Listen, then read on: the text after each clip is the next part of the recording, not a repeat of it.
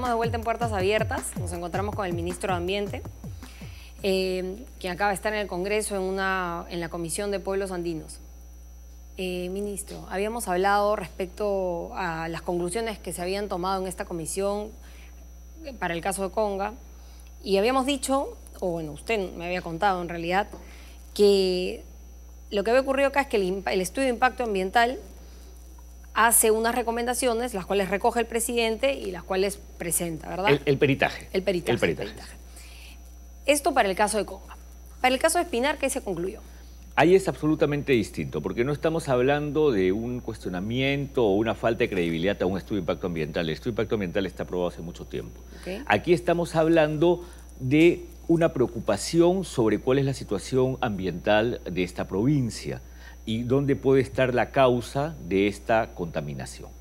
Y lo que está en discusión es cómo podemos generar información que satisfaga a las personas respecto a identificar la fuente de la contaminación. Por ello, lo que el gobierno ha planteado, y también creo que han coincidido los congresistas presentes en la sesión de hoy, es que es importante hacer este plan integrado de intervención sanitaria y ambiental para Espinar. Obviamente... Lo están haciendo, digamos, usted está yendo a Cusco estos días a Estamos yendo a Cusco estos días y este es un plan que integra la gestión del Ministerio de Salud y sus órganos, del Ministerio de Agricultura y sus órganos, del Ministerio del Ambiente y sus órganos. ¿Gobiernos regionales participan también? Así es. Y entonces lo que señalé hoy en la comisión es entiendan este plan integrado como una propuesta. Si este plan integrado puede fortalecerse con la participación del gobierno regional y las autoridades provinciales o distritales, en buena hora. Para eso estamos. La idea es que finalmente tengamos una información que nos dé certeza a todos de cuál es la situación del ambiente y cuál puede ser la eventual fuente de esta contaminación. Y creo que todos los congresistas han coincidido en que eso es una buena medida, que hay que hacerlo, que hay que fortalecerlo. Ok, ¿este plan está pensado para este caso específico o está pensado para que sea un marco para distintos proyectos? No, este plan está pensado para este marco específico. Ahí sí hay algo que podemos corregir como política pública. Debiéramos tener la capacidad para que en casos en los cuales se presente una preocupación que involucra a distintos órganos, tengamos a un sector que podría ser el Ministerio del Ambiente. No estoy vendiendo, no estoy haciendo marketing por mi ministerio, pero podría ser el Ministerio del Ambiente el que lidere la sistematización de la información y la conjunción de planes que son sectoriales para hacer un gran plan e ir a las localidades que haya que visitar. Eso es algo también. Y lo comunique también. Eso es algo sobre lo cual podríamos mejorar, evolucionar y tener respuestas siempre más rápidas. Bien.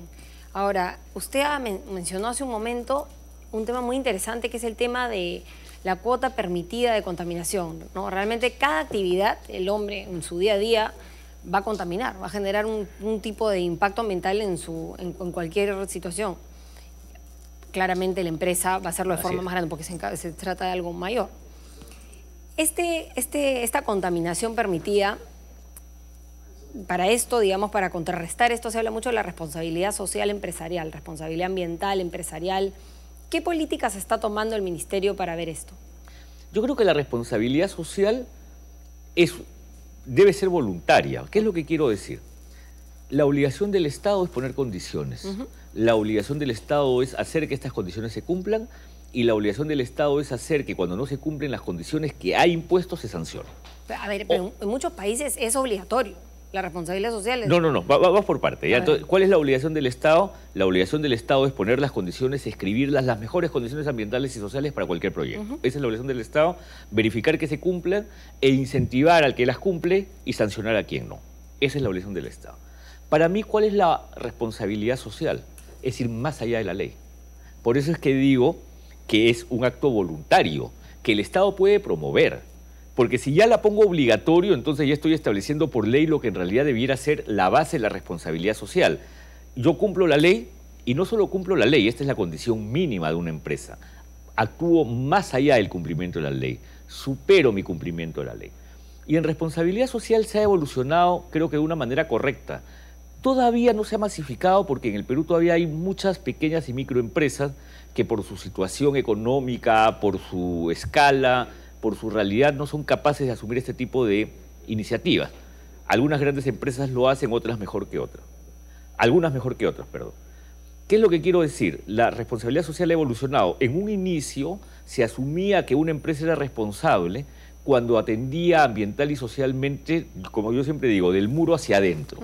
Es cuando se dictan las normas de seguridad e higiene en el trabajo, salud ocupacional y todo ello. Es decir, yo atiendo a mis trabajadores.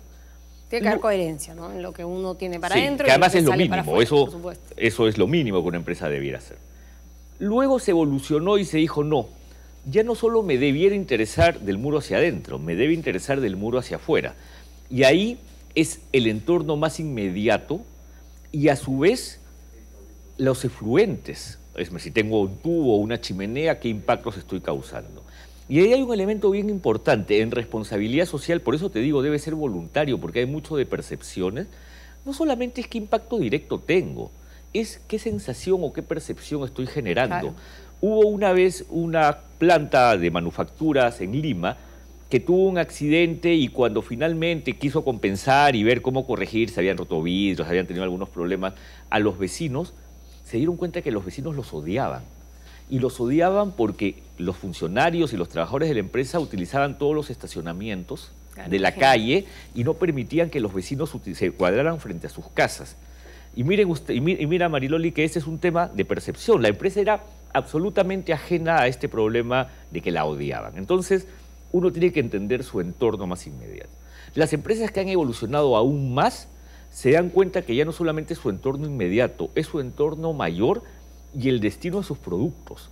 Por ejemplo, a una empresa que produce baterías, hoy día le debe interesar cómo se disponen las baterías. Claro. A una empresa que produce PET, debe interesarle dónde va luego ese PET.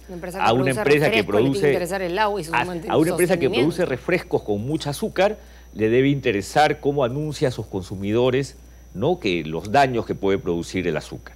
Entonces, esa es como que la tercera gran evolución de la responsabilidad social. Y creo que hay una cuarta. Aquellos que ya incluso se dan cuenta que su accionar tiene un efecto global. Es decir, lo que yo genero aquí tiene un efecto en cambio climático, en pérdida de diversidad biológica, en pérdida de ecosistemas, en pérdida de hábitat, en cualquier otra cosa, pero globalmente. Entonces, es bien interesante cómo ha evolucionado la responsabilidad social. Y entonces vamos a la pregunta, ¿eso se debe legislar? No, se debe promover, se debe impulsar. Pero hay que partir de la base que la responsabilidad social es siempre ir más allá del simple cumplimiento de la ley. El simple cumplimiento de la ley es tu obligación. La responsabilidad social es ir más allá. Pero es que si se legislara, se convertiría en una obligación también. ¿Pero qué podrías legislar? ¿Es obligatoria la responsabilidad social? No sé si me entiendes. Sí, ¿A qué punto podrías llegar? ¿No? En otros países, por ejemplo, se entiende que una cuota específica de una utilidad al monto tal tiene que ser destinada a un proyecto de responsabilidad social, por ejemplo. Ok, pero eso con la comunidad que impacta directamente. Pero eso lo podrías considerar como un gravamen y eso no significa que estás legislando cuál es la acción de responsabilidad social.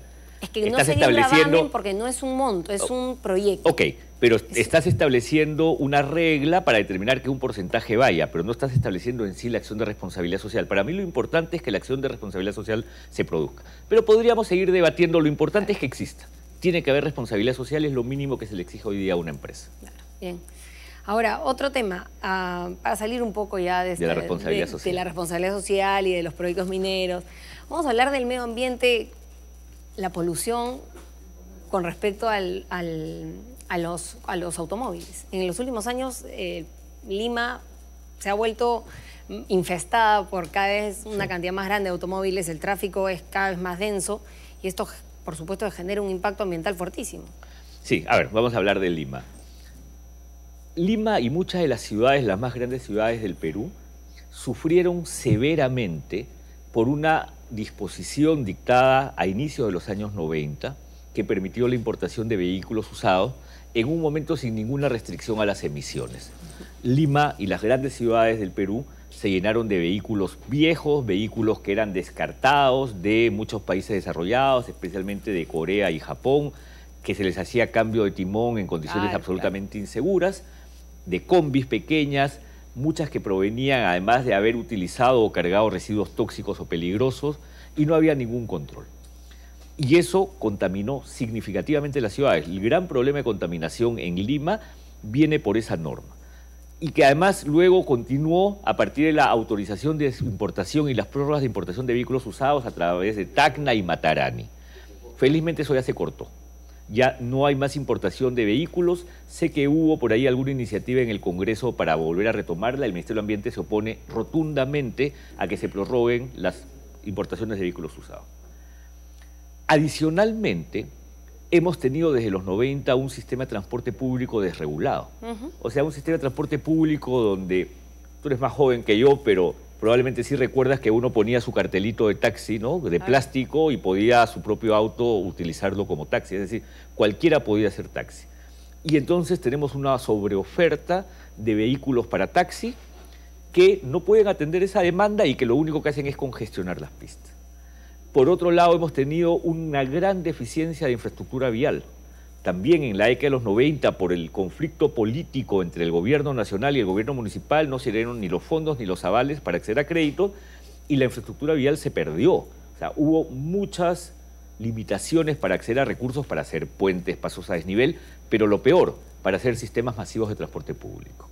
Y el cuarto problema, el Perú ha estado produciendo combustibles sucísimos, con altísimo contenido de azufre, especialmente el diésel y la gasolina. Entonces, ¿qué hay que hacer para revertirlo? Asumir estas 4 medidas en conjunto.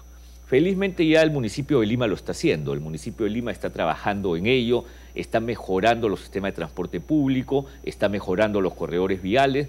A su vez, el Ministerio del Ambiente está estableciendo ya programas muy específicos para reducción del azufre en el diésel. Y esto, por ejemplo, ya en Lima generó una disminución en la contaminación con dióxido de azufre. Ha mejorado la calidad del aire en Lima por haber eliminado para Lima ya el contenido de azufre que era tan alto en el diésel. Entonces, pero nos quedan muchas cosas que hacer. Yo lo que te quiero decir, Mariloli, es un poco de dónde veníamos para entender por qué es tan difícil. Para entender por qué es tan difícil. Pero yo sí creo que se están tomando medidas acertadas y creo que vamos a mejorar. Ya tenemos 2 sistemas de transporte público masivos, en licitación otros, corredores viales, un poco mejor combustible. Y si el ciudadano peruano empieza a hacerse más consciente, va a ser cada vez mejor. Mira tú que el último paro de transporte que se iba a hacer contra el municipio de Lima por el ordenamiento de las rutas de transporte y el bus patrón, fracasó porque no tuvo ningún respaldo ciudadano, porque los ciudadanos ya saben que se necesitan buenas unidades de transporte y quieren un aire más limpio. Claro, no, mire, la idea es que esto se pueda contener lo antes posible, porque vamos a llegar, si no, a Chile tuvo que tomar una medida de emergencia de hacer lunes, miércoles y viernes salen las placas alertas. Y el Perú tiene reglas de estados de alerta también, ¿eh? Es bien interesante. ¿Sí? Tenemos y las tenemos que aplicar. Ah, mira, qué interesante. Sí. ¿Cuáles son estas reglas? ¿Las están pensando promover a través del Ministerio de Ambiente? Están vigentes, vigentes. Y ahora que estamos ordenando el transporte, podemos retomarlas para efectivamente, en el Perú tenemos estados de alerta de calidad del aire, alerta roja, alerta amarilla o situación verde en función a cuál es la calidad, y efectivamente te pueden establecer ciertas restricciones. Por ejemplo, en ciertas condiciones de calidad del aire que están deterioradas, entonces los chicos no deben salir a los recreos, o los chicos puede ser que no vayan a las escuelas. Eso de los recreos mejor. Sí, eso de los recreos no creo que les vaya a gustar, pero en todo caso sí tenemos regulaciones sobre aire que estamos siempre tratando de mejorar. Bien, muchas gracias. Bueno, muchísimas gracias por este tiempo, por su tiempo y por la entrevista. Y por un tema de tiempo vamos a dejarlo aquí, pero esperemos tenerlo en otro, otro programa. Ha sido una larga sesión, pero con todo gusto cuando quieras, por favor. Muchísimas gracias. Gracias a ustedes, nos vemos en la próxima ocasión. Esto fue Puertas Abiertas con María Dolores Camarero.